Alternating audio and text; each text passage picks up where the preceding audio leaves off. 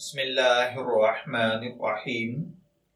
السلام علیکم dear viewers, ہمارا آج کا ٹاپک ہے مفسدات نماز میں سے ایک اہم مسئلہ۔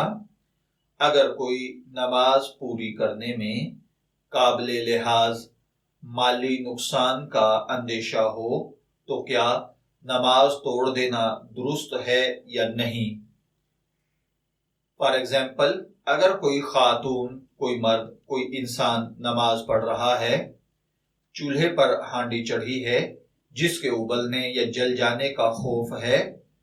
یا کوئی خاتون گھر میں پڑھ رہی ہے اور گھر کا دروازہ بند کرنا بھول گئی جس کی وجہ سے کچھ چوری ہو جانے کا خوف ہے،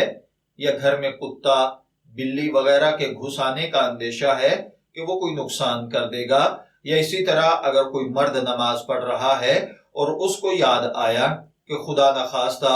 دکان پر میں کوئی ایسا کام چھوڑ آیا ہوں جس سے آگ لگ سکتی ہے یا کوئی اور جانی مالی نقصان ہو سکتا ہے، اور وہ نقصان بڑے پیمانے پر، بہت وسیع پیمانے پر ہو سکتا ہے، تو کیا ایسی صورت میں نماز توڑ کر یا نماز چھوڑ کر ان کاموں کو سدھارنا مناسب ہے؟ تو جی ہاں میرے بھائیوں اور بہنوں، اگر کوئی ایسا خطرناک کام ہونے والا ہو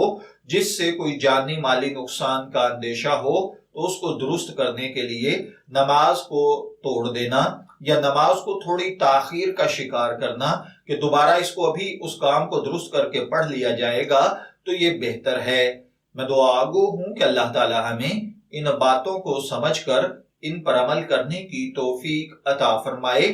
شبیر احمد کو اجازت دیجیے، پھر حاضر ہوں گے کسی نئے ٹاپک کے ساتھ۔ تب تک کے لیے